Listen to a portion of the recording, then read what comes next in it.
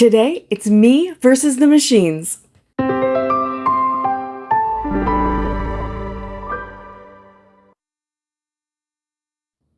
I'm pitting my brain against the Misti and the new Sizzix print and pattern tool to figure out the best way to build a grid pattern.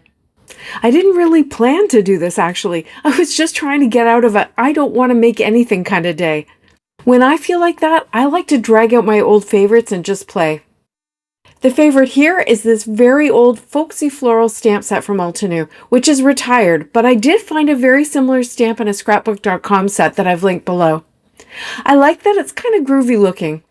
I'm building a pretty summer card with a grid of 9 flowers using my print and pattern tool and one of my favorite hot summer color combos, Tiki Torch, Dragon Fruit, and Flirty Fuchsia. Now here's just a little bit about the print and pattern tool. I do have a video that goes more in depth and I'll link that below. First of all, you need to have the original stencil and stamp tool base, which is $70, plus the print and pattern tool, which is the add-on, and that costs $40. So it's $110 in total. You get this L-shaped thing that fits into the base, and it has a clicky thing on the top that clicks into place along the crossbar piece with a number in the window so you can keep track of where you are. The stamp adapter is similar with the button and numbers, so this setup allows you to move your little stamp positioner precisely up and over as you fill in your pattern. I like that the precision and the clicks allow you to stamp the 3 flowers of one color all at once because the machine knows where they go. My stamp set has a smaller flower that fits inside the larger one. I decided to take the test further by overstamping each flower in my grid in a darker color. The idea is to see that if once I line it up correctly, it'll be lined up correctly for all 9 of the flowers. I added Grape Crush over the Flirty Fuchsia over the Dragon Fruit, and Orange Twist over the Tiki Torch. Once you get the hang of this, it goes really quickly, and each one is perfectly lined up. One, I don't know, it's not really a drawback, but it's a limitation, is that you can only move the stamp by clicks, which are ½ inch apart. That's giving my flower pattern quite a bit of overlap here, which I don't hate, but I don't really have the flexibility to change it without it being spaced quite a bit further apart. Next, I moved on to my mind, because at this point, it hadn't occurred to me yet to try it with my Misti. Obviously, there's no cost for using my mind, and you don't need the base, even though I'm using it here to help with positioning by centering my panel on the grid. But let's look at the other factors. My mind wins for flexibility as well. I can place these flowers wherever I want them on the panel. And by referencing the grid around the panel and the shape of the flower, it's not difficult to get it lined up pretty precisely. It's probably not perfect, but you have to decide how important that is. One limitation is that I have to clean my stamp and re-ink each time to build the pattern one by one. Well, I guess I don't absolutely have to. I could have cut this panel to a square, put flowers in the 4 corners to help with spacing, and then filled in the rest. Even then, though, I'm not sure I could have done all the yellow, then all the pink, then all the fuchsia. That first layer also went pretty fast, especially because my ink pads are juicy and I didn't have any bad stamping. The obvious limitation to this method is that it's more difficult to restamp if I need to. Now what's going to slow me down in a bit is that for the second layer of the flower, I have to line it up each time. You're going to see more of my head than normal as I try to get a good look at what I'm doing, but it's not super hard, again because of the simplicity of the shape. All in all, this turned out to be not bad. Here's how my 2 panels look together. I actually still prefer the kind of interlocked look of the Sizzix tool, but I could have tried harder to achieve that, so that's maybe not a differentiating factor. And now is when I thought, hey, I could try this with my Misti, which costs $70. The big difference is that instead of moving the stamp, I'm moving the cardstock within the Misti, but there's a grid there, so I should be able to get some precision. So for me, the trick is to figure out where to best position the stamp and cardstock at the start, so that as I move it around, I'm not running out of space, especially on that left side.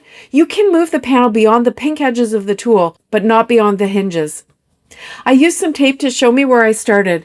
This just helps me be quicker as I move the panel up and down and left and right. Oh, I started with a square this time, just so I didn't have that extra cardstock to contend with, but this method will also work with an A2 panel. I moved the panel by 1 inch each time, counting 4 of the grid squares on the inside of the tool. I have a sticky mat in my Misti, so my cardstock isn't moving around, but it'll work if you're using a magnet as well. One big advantage of this method is, of course, you can restamp it if you need to, although that'll be easiest if you do it before you move the panel. When it was time to add the top flower layer, I was thinking that again I would be able to line it up once and then stamp all 9 of them. What I found was that because I obviously wasn't 100% precise in placing my panel each time, either before when I was stamping the larger ones or now as I'm stamping the smaller ones, or both, I ended up finding that it was just easier to move the stamp and line it up again on the next flower. And that's another whole method I didn't explore, which was to leave the panel where it was in the Misti and use the grids to move the stamp each time. I think that might even be faster. So although my thoughts were already coming together, I thought I would try it with a different stamp and my favorite cool summer color combo. This little ring stamp is much smaller. It came with the print and pattern tool and it's about a 1/2 inch wide. I worked backwards this time, starting with the Misti. I got it going pretty good too. I found it easier because I was moving along by 4 squares so I could stamp all the blue rings first and then go back for the green. Now, to be fair to the Misti, I think I went in the wrong direction in this by choosing such a small stamp. I think it just got fiddly because there were so many moves, and they had to be pretty precise because those rings are butting right up against each other. I think with a larger stamp and fewer movements to be made, this would be a really great method.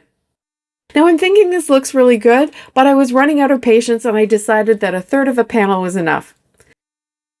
Next, my mind. This time I used the Misti as my base. Just like last time, you don't need the base, but the sticky surface holds the cardstock in place. I turned it so that the lid would be out of my way up at the top. I stamped and cleaned each time, and I just filled in the rows with the loops touching. Again, this method works for fast and flexibility of spacing, but you can see my rows are not completely straight, and again, you can decide how important that is to you. Next, I just flipped the panel around and I used the Sizzix machine on the other end.